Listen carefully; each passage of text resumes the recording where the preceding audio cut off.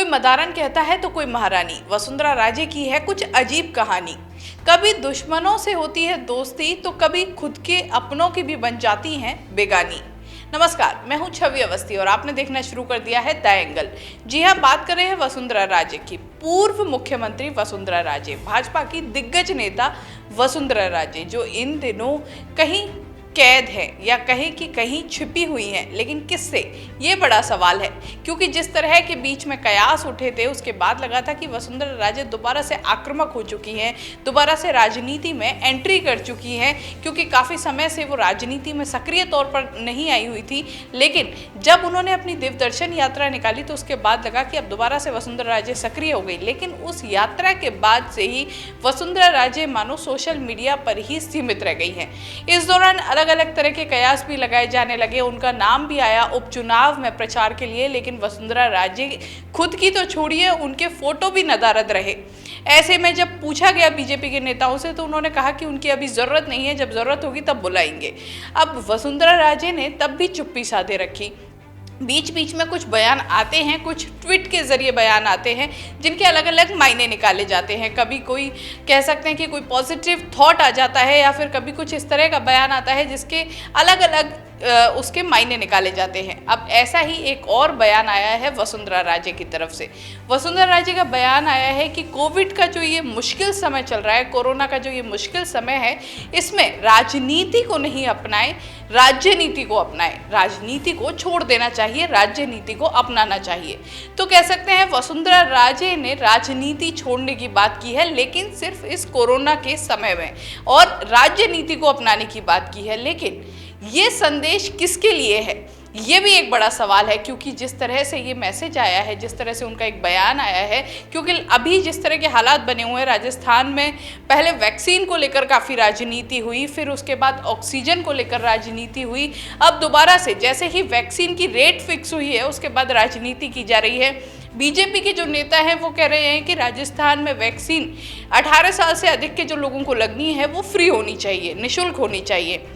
राज्य सरकार का कहना है कि ये एक बड़ी तादाद है जो 18 साल से ज़्यादा उम्र की है, उनकी अगर वैक्सीन को मुफ्त किया जाता है राज्य सरकार की तरफ से तो भारी बोझ पड़ेगा, भारी। क्योंकि इतनी अभी जिस तरह का बीते 1 साल से कोरोना से प्रदेश देश जूझ रहा है, जो केंद्र सरकार है उसकी तरफ से भी पूरी राशि नहीं आ रही है, और बाकी जितना सभी काम धंधे बिल्कुल ठप पड़े हैं। ऐसे में राज्य सरकार के लिए संभव नहीं होगा अकेले इतनी बड़ी राशि को वहन करना। हालांकि दलील दी जा रही है कि कुछ अन्य राज्य भी ऐसा कर रहे हैं, लेकिन लगातार राज्य सरकार की तरफ से मांग की जा रही है कि केंद्र इसमें मदद करे। और मुद्दा ये भी उठाया जा रहा है, मुद्दा समझने का है, मुद्दा ये है कि पहले जहाँ पर वो कोविशील्ड जो है, जो वैक्सीन है, वो 150 रुपये में केंद्र सरकार को मिल रही थी, लेकिन कंपनी ने जैसे ही राज्य सरकारों के लिए खोला तो राज्य सरकार को सीधे 400 रुपये में वो वैक्सीन देने की बात आई है सामने। एक वैक्सीन 400 रुपये की आएगी, अगर प्राइवेट अस्पतालों में जाती है तो 600 रुपये की वो वैक्सीन मिलेगी। इतना बड़ा अंतर साफ तौर पर सवाल खड़े करता है। पूरा विपक्ष एकजुट हो चुका है। विपक्ष का कहना है कि हर जगह एक ही चीज़ की बात की जाती है, चाहे वो वन नेशन हो, वन पेंशन हो, या फिर अलग अलग जितने भी हैं सभी मुद्दों को एक साथ लाने की बात की जाती है केंद्र सरकार की तरफ से। तो ये जो वैक्सीन का मुद्दा है, इसमें इतना ज़्यादा अंतर क्यों रखा गया है, क्यों राज्यों पर एक साथ इतना बोझ डाला गया है। अब इसको लेकर पूरा कांग्रेस भी एकजुट हो चुकी है, विपक्ष एकजुट हो चुका है। अब सोनिया गांधी की तरफ से तो आज पत्र भी लिखा गया है प्रधानमंत्री नरेंद्र मोदी को। अब ऐसे में जो राजस्थान के भाजपा के नेता हैं वो भी लगातार राजनीति कर रहे हैं, वो भी लगातार घेरने की कोशिश कर रहे हैं गहलोत सरकार को अलग अलग मुद्दों पर। जहाँ एक और गहलोत सरकार कोशिश कर रही है कि कोरोना को नियंत्रण में लाया जाए, अलग अलग बैठकें की जा रही हैं, चाहे वो ऑक्सीजन की सप्लाई हो उसको सुनिश्चित किया जा रहा है कि कोई भी व्यक्ति ऑक्सीजन की कमी से न मरे। वहीं दवाइयों की जो क्षमता है उसको बढ़ाने की कोशिश की जा रही है। मास्क किस तरह सभी को लगवाया जा सके उसके लिए अलग अलग बैठकें की जा रही हैं, उसके लिए सख्त निर्णय लिए जा रहे हैं। वहीं बीजेपी नेताओं के जिस तरफ से बयान आ रहे हैं वो कहीं ना कहीं राजनीति से ओतप्रोत लग रहे हैं।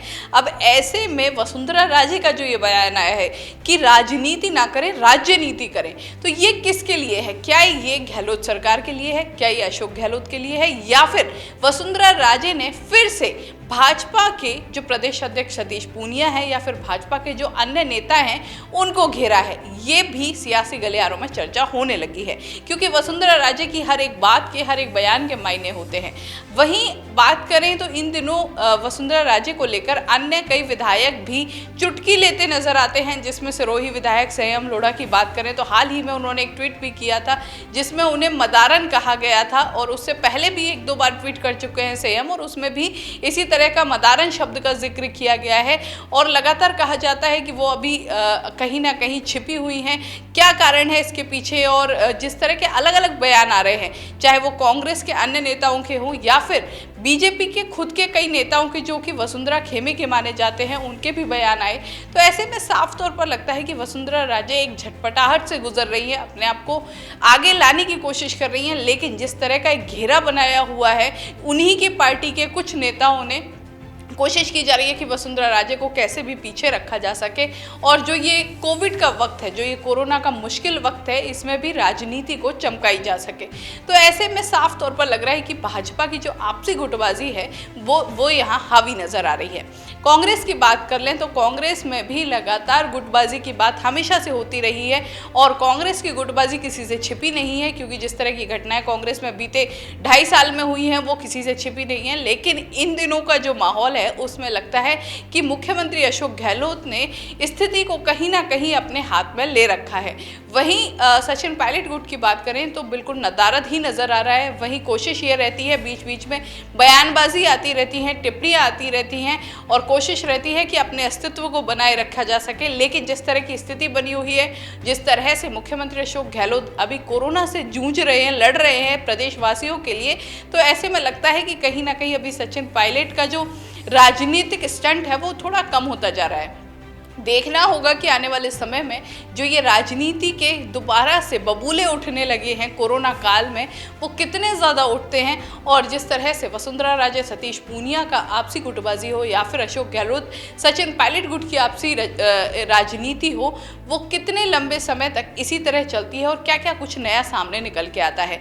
हालांकि वसुंधरा राजे के आज के बयान के बाद राजनीतिक गलियारों में नई नई चर्चाएं होने लगी है, और चर्चाएं होना भी लाजमी है, और इस तरह की चर्चाओं को आप तक पहुंचाना भी लाजमी है, और उसके लिए हम ऐसे ही आते रहेंगे। लेकिन आपको वीडियो को लाइक करना पड़ेगा, चैनल को सब्सक्राइब करना पड़ेगा, और घर में रहें, सुरक्षित रहें, मास्क लगा कर रखें। नमस्कार।